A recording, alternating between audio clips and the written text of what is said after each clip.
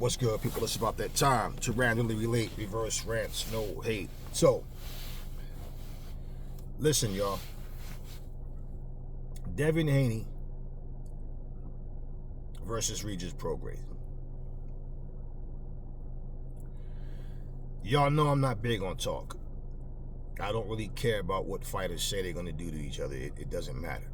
Now, all I'm hearing right now is Regis punching power, his punching power, his punching power, his punching power. He can really hurt Haney, his punching power, his punching power.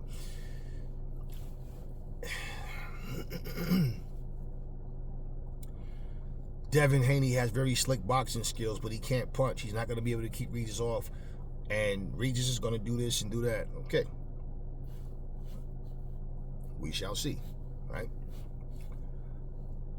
I'm going to give you my take on each fighter, and this is what I think should happen.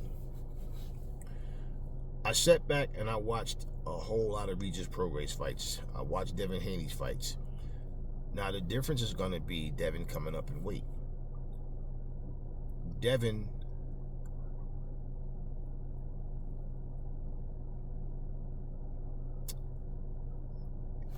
he's skillful, yes. He's never been the hardest puncher, but nobody's ever walked through him. Now, coming up to 140, what people are overlooking is if he feels more comfortable at 140, then he has what it takes to beat Regis Prograis. Regis can't outbox him. Regis talks a good game. Regis says a lot of shit, and it sounds believable to the people. Regis said that his last performance. Now, my thing is, see, and this is what kills me about boxing, because people are such divas and so there's such, it's such a, every little thing you do, oh no, he won't beat this person, that person. They expect you to look perfect in every single fight, and I just don't believe that you have a bad performance just because you was in a tough fight. Okay, but you know, according to Regis, his bad performance was due to he was fighting in front of his home fans and he was nervous, and the nerves got the best of him. Devin Haney don't make those excuses. Now, I'm just saying, Devin Haney has fought hard. He had to sacrifice a lot to get to where he is, and for him to come to 140, Regis is talking power, and he's saying he's a lot slicker than people think and all that. I'm going to tell you what I see in Regis. Regis is really not a good boxer. This is what Regis is. He's a puncher. And if you're standing with Regis and you don't know how to control the distance, you're not that slick of a boxer yourself. Regis has problems with boxers, man. Regis on his own to create openings, to find you, to be able to get the shots there. Regis has problems with boxers. I watch his whole career. If you watch him, he has problems with boxers, man. If you can move and you can jab and you can work off your jab and you can control the distance, and his best chance is trying to get close to Devin, but Regis doesn't really have footwork like that if you watch him. So for him, what I'm hearing from Regis, regardless to what he says, regardless to what the fans think, I'm hearing Regis, he's depending on punching power. He's depending on just catching him and hoping that when he catches him, he can't take it. That's what he's dependent on. If you listen to his, you don't have to give your game plan away, no. But even listening to Regis talk, his whole thing is power, power, power, power. That's all he's talking about. Well, we've seen him get dropped, okay? And this is what you guys got to understand. Devin Haney doesn't have to hit as hard as Regis does. He just has to hit him and outpoint him and touch him enough to make him respect him, but at the same time, you stick to your game when you box. And basically, that sounds more impressive to people than, oh, I'm going to win a 12-round decision, right? It's more like, nah, I want to fucking see a knockout. And Regis is talking knockout, knockout. That's great, fine, no problem, Regis. I like them both as fighters, but I'm going to tell you something.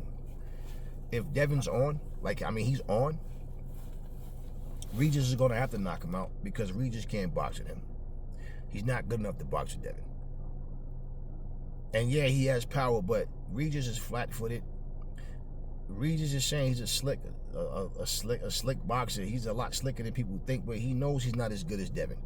Now, what he did smart in that, the very last interview I watched with him, I don't know what his last one was, if that was necessarily his last one, but the very last one I watched of him was today.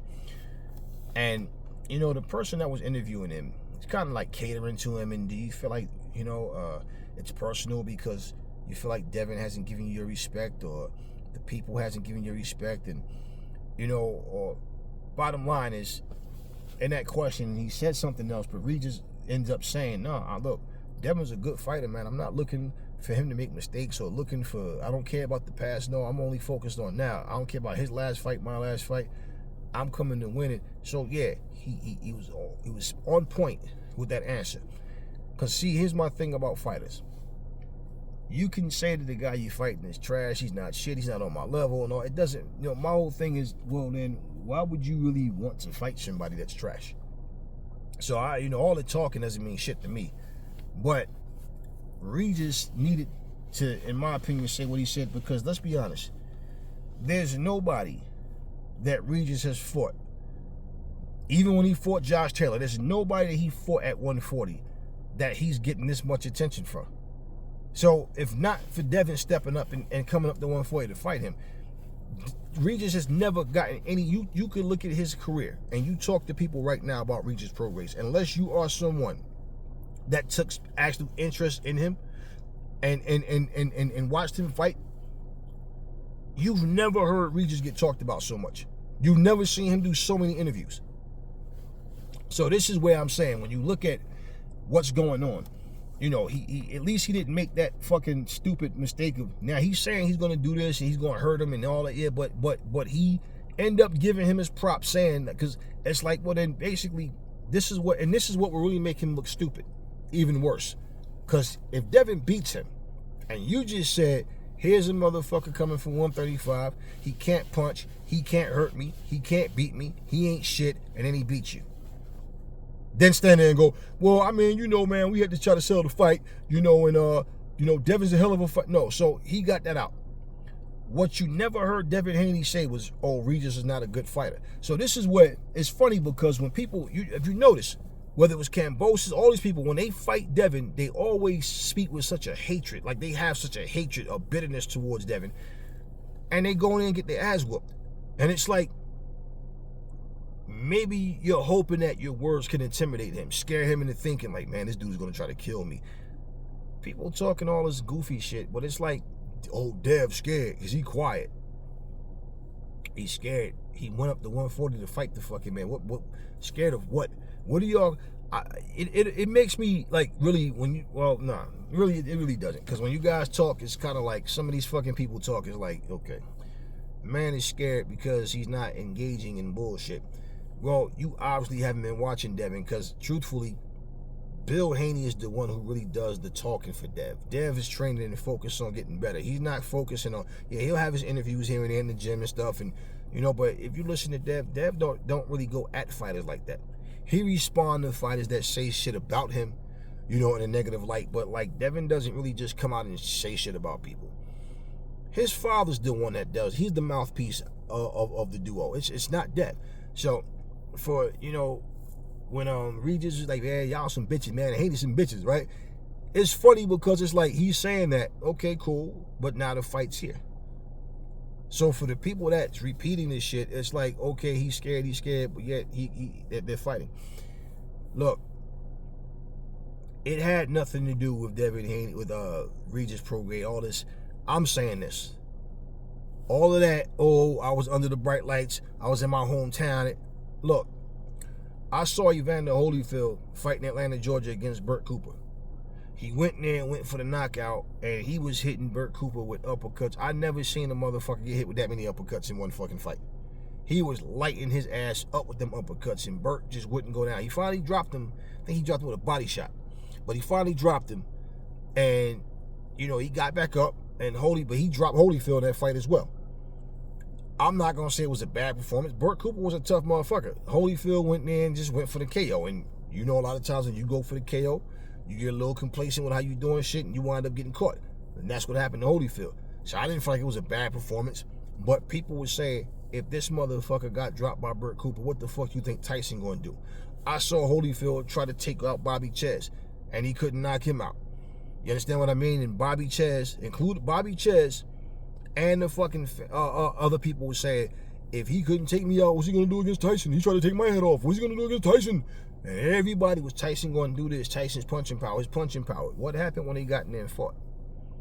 Then everybody started making the excuse, oh, Mike not the same. Holyfield wasn't the same either. And while Mike was in prison and not fighting, his body's resting and whatever, Holyfield was in here fighting giants. You understand what I mean? So when Holyfield came back, they saw that Bobby Ches fight. And I know Mike was like, yeah, okay, I want this motherfucker now. So I'm just saying, punching power is not everything.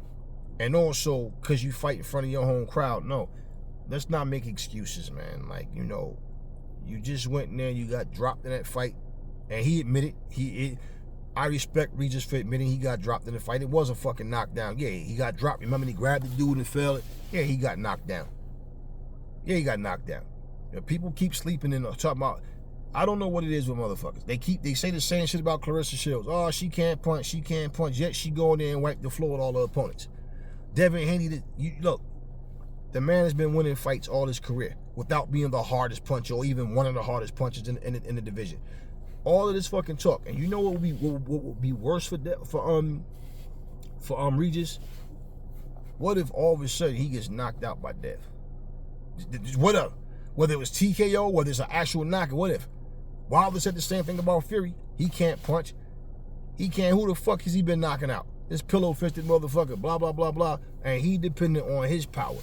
He thought, like Wilder, start believing his hype, because he said it out his own mouth. These motherfuckers got to be perfect 12 rounds. All I need is 1 second. Okay, that's your theory. Theory proved you wrong. Because, yeah, you dropped me, but I got back up. Wasn't out. Got back up. But guess what? You couldn't stand up to my shit. Now, just saying, history can repeat itself and people just don't learn. They keep saying the same shit and people want to be right when they say something, to the point they start letting their imagination go. I'm just saying, for me, I feel like, honestly, if Devin is on, I don't give a fuck what Regis does. I don't care if Regis is at his very best. If Devin's at his best, he should basically outbox Regis easily. To be honest with you, Regis can't box, man. He just can't box. And basically, Regis, for you to be, if you're flat-footed, even if you got hands but you're flat-footed, Regis looks better. If you know how to move and box, you know how to control the distance and all that, Regis has issues, like I said earlier. And he's going to have to get close to Dev. And, that's, if anything that Dev has in his game, any part of Dev's game that he's not incredibly good at, is inside fighting. You understand what I mean? Has he been working on that? We'll see. But if that to me is if anything out of what Dev does is his inside game. Not that he can't fight on the inside, but I mean, I've seen better inside fighters. I mean, on the inside, he's less effective. And that's where, from what I'm looking at, that's where Regis is going to have to try to exploit being on the inside. Now, for him to come in and think he's just going to run through Devin, he'll wind up more than likely running into some shots that he don't need to run into, trying to anxiously knock Dev out and try to prevent Dev from jumping ahead on the scorecards. I'm just interested to see how the fight's going to play out. I don't really care about all of this. I think he's going to do this, he's going to do that. But I do believe that if Devin is on, it doesn't matter. Regis can't box with him, man. If Devin is on, I think he just basically outboxes Regis. We know Regis can crack. We already know that. But that's really Regis' that's his only chance to win. As far as him outboxing Devin Haney. And like I said, you never know what can happen in boxing. Shit goes on. But that's why I said if Devin is on. If he outboxes for him to outbox Dev, something gotta be wrong. Devin is just that much better than Regis. And you remember, I did a video, we was comparing these. I said, a long time ago, I said the 140-pound division has some good fighters. They just don't have, like, superstar names. And remember, I did that video asking, is it that just that the 135 guys are better? I always said, I don't think that the guys at 140 is as skilled as the guys at 135. I mean, the very top guys in the division, the 135 fighters are more exciting than just better fighters. You think anybody thought that Teofimo was going to do that, what he did to Josh Taylor? Do you really think that people thought that Teofimo was going to be able to fucking do what he did to him? I mean, let's be real. Everybody thought this was going to be a great fight. And most people thought that Josh Taylor was going to, really just dog walk his ass. But at the end of the day, it's not how it went down, right? It's not how it went down. And so for me, I feel like at Regis' best performances, it was again against guys who don't really move. Guys who are more flat-footed, stationary, that can't move. It's one thing when you just can't move versus a guy that knows when to pick his spots. And I think that if Dev is on, man, he's going to beat the shot of Regis. He should, to be honest with you. To really be honest with you, he really should. Now, not saying that Regis can't take a punch, but honestly, I think that, and one of the difference makers can be too, him underestimating Devin Haney's ability to hurt him. I mean, we just saw Daniel Dubois say a whole lot of things about Usyk, and saying I'm gonna do what AJ couldn't do, and we know what happened with the body shot and all. Like, we get it, but just saying, what did we see in that fight? We saw Usyk drop Dubois with a fucking jab. And we saw, even though Dubois was trying to be aggressive, he couldn't keep up that pace. He gassed out. So my thing is the mental toughness, the battle of attrition, who's in a better shape, all that kind of shit. It doesn't matter. With all the talking, if we completely erase what we've seen about either fighter, right? Just like, we know what we saw, but I mean, we don't hold enough. We just, okay. When people say dumb shit like, if you're trying to say Devin didn't look good against Lomachenko, what the fuck kind of shit is that? You was calling Lomachenko one of the top pound-for-pound best fighters. What the fuck do you mean? And the fact of the matter is, all the crying, bitching about, oh man, he won 7-5, or it was 7-5, it could have went either way, it was that close, but yet they was bitching about a robbery, right? You can't say a man doesn't look good when it takes a guy who has more experience, a guy who was on the pound-for-pound list higher than him and all that, but it went the distance. The fact that it was even debatable. But you saw that shit. You know how people, oh, but I thought this and I thought that. Okay, question. Has Regis ever fought a guy as good as Lomachenko? So you understand what I'm saying?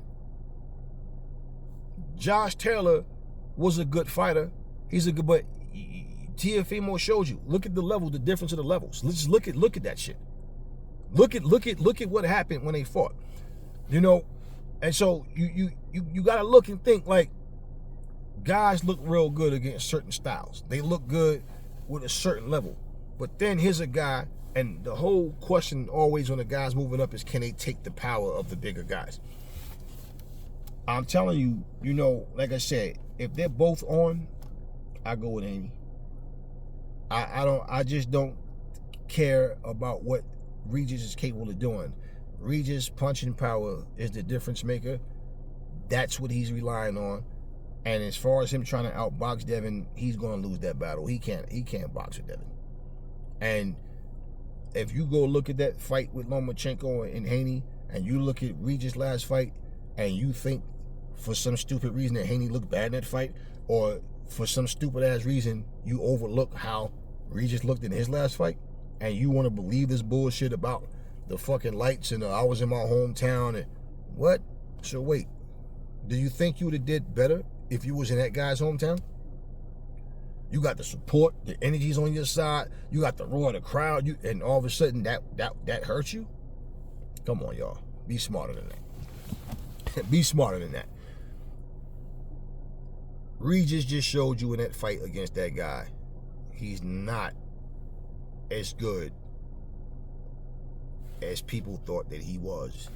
Just for the fact, if you look at Regis' career, this is what I'm telling you, this is what I did. I looked and I watched and I went back and rewatched a lot of shit with Regis, and I'm like, yeah. And this is what I'm telling you. Regis has problems with boxers, man. Regis looks good against flat-footed guys. And when Regis gets tired, he's just there to be hit. And he basically takes unnecessary punches. And he'll take 3 or 4 and throw back 2. You know? And yeah, we know he can punch, but again, skills pay the bills, man. And you know, just listening to what he's been saying about the whole shit, he talks a good game. He said all of the same shit in the last fight, right? You know, he talks with a real commanding type presence of when he's saying something, people want to believe that shit. Like, okay, yeah, he said he's going to do X, Y, Z. Okay, cool. We'll see what's going to happen, though. You know, I like Regis as a fighter. He's not as skilled as Devin. He's not as skilled as Shakur. He's not as skilled as Lomachenko. He's not as skilled as Tank Davis. He's not as... Nah, I ain't gonna say that one. I'm not sure about that one yet. I'm not sure about that one yet.